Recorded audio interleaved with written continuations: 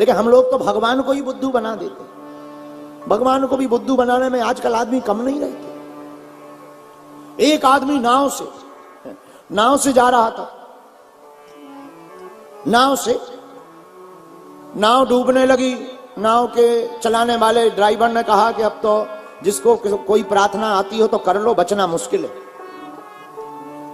एक आदमी नाव में बैठा बैठा प्रार्थना कर रहा है, हे हनुमान जी हमारी नाव बच जाए, हमारे पास में जो 9 लाख रुपए की हवेली है उसको बेचकर हम दान पुण्य में लगा देंगे।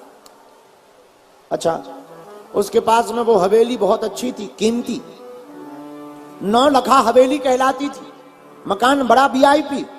लोग जो नाव में बैठे थे वो चौंक गए कि ऐसे हवेली से बड़ा प्रेम है। और बताओ, ये कह रहा दान पुण्य में लगा देंगे, 1 रुपया का भी दान नहीं किया। लेकिन कोई बात नहीं, मरते समय तो सबको ही बोलता है। किस्मत की बात, नाव बच गई। नाव बची तो लोगों ने पीछे से टोकना शुरू कर दिया है, तुमने कहा था कि 9 लाख की हवेली बेच करके दान पुण्य में लगा देंगे, अब बच गई, बेचो। उसने कहा बेच देंगे। एक दिन तो गांव वाले जुड़कर चले गए, या तो झूठ बोलो, भगवान के साथ धोखा किया, या फिर जल्दी से बेचो। उसने कहा कल हम नीलाम कर देंगे। अब देखना भगवान को कैसे धोखा देते हैं लोग। दूसरे दिन हवेली नीलाम होने के लिए हुई, आसपास के लोग खरीदने के लिए पहुंचे। उसने हवेली के बाहर एक बिल्ली बांध दी। लोगों ने कहा, ए भाई ये बिल्ली क्या है?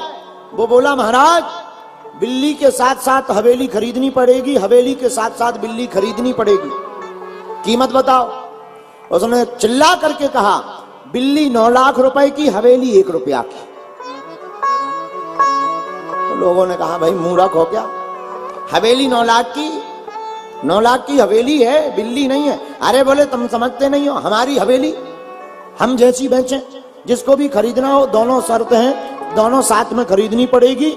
और 9 लाख रुपए की बिल्ली खरीदनी है, 1 रुपए की हवेली। एक व्यक्ति ने खरीद ली, हमें क्या लेना देना, बाहर में जाए, चाहे हवेली मिलनी चाहिए चाहे बिल्ली मिले। तो 9 लाख 1 रुपया में हवेली और बिल्ली दोनों खरीद ली। 9 लाख की बिल्ली, 1 रुपए की हवेली खरीदी। लोगों ने कहा अब क्या? उसने 9 लाख जेब में डाल लिए, 1 रुपया दान कर दिया। लो, हमने कहा था हवेली बेचकर दान कर देंगे, लो ये ले लो।